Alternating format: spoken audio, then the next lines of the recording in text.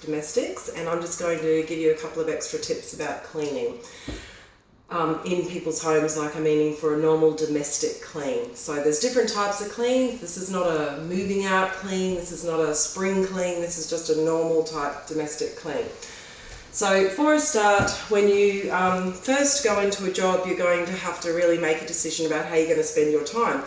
Some clients can only afford a 2-hour clean, some can afford a 4-hour clean. So you've got to, obviously what you're going to be able to get done in that time is going to be completely different to the level of thoroughness. You still have to achieve all the basic things like clean floors and clean bathrooms, but the time you spend and the level of thoroughness that you can get to is going to be dependent on the time that you have available. And so you actually have to think about that before you even get to the job.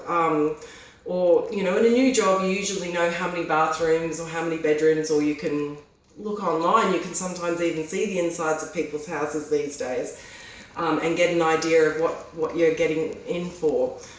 But basically you've got to make that assessment, and on a big house you could spend 45 minutes, an hour even, just vacuuming one major level to get really thorough. If you have that time, or if you don't have that time, you might need to do a really quick job in half an hour. So bathrooms I normally find can take 20 minutes to half an hour. They're again dependent on how big the bathrooms are and also how much time you have available. So when you come in, you normally always got to do your wiping first. So I see some people, the biggest mistake that I'll see people do is they get their cloths and they scrunch it up and they go like this. This is ridiculous. It's not going to be quick enough. You need to have your cloth and you need to fold it. You need to be mindful first as to what surface you're using and what product you're using. This is just a laminate, so I can use, this is just an LD spray and wipe, and that's perfectly fine to use in this kitchen.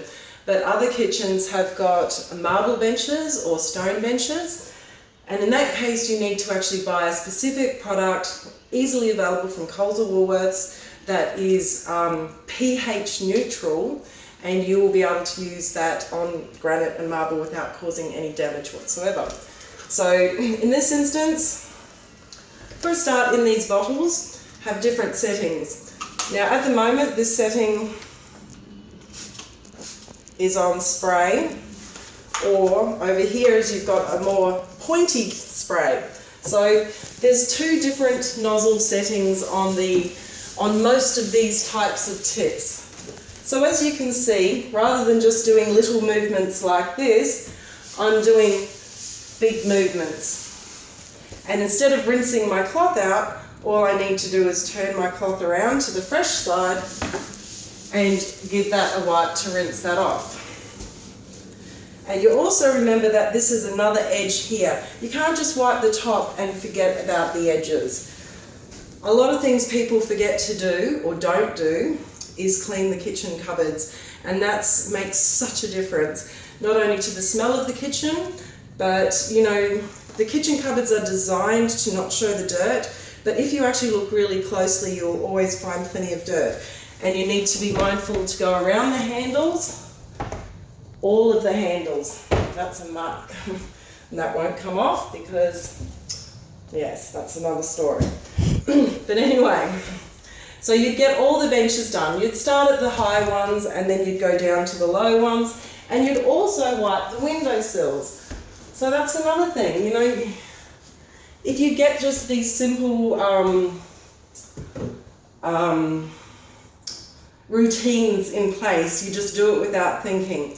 Now ordinarily what I would have in the sink here is, when I go to wipe a kitchen, I would fill my sink with some warm water and detergent, and then I would just keep rinsing my cloth and go around and wipe everything that needs to be wiped.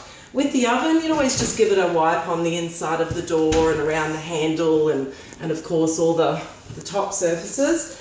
And I mean, this kitchen actually doesn't get used, so it doesn't have all the normal clutter on the benches that you would often find in a kitchen, but you would just go around and wipe everything over, wipe underneath it, and you do that before you clean the floors. Okay, now another thing that I just wanted to point out is that, as you see here, we've got all our cleaning products here on the stainless steel part of the bench. So we do that because we want to always be very mindful as to where we keep things in the client. We don't want to leave anything that might drip or tip or something like that. And finally, for a sink, what you would also remember to do at the end is to clean the actual sink, give it some product. If the sink's really dirty and stained, then something like, well, you could use Domestos. I don't like to use a lot of Domestos, but I would use something like Jif or Cream Cleanser, and that would really make it look shiny and clean again. And remember to get right into the sink hole and also wipe the plug. Okay, thank you.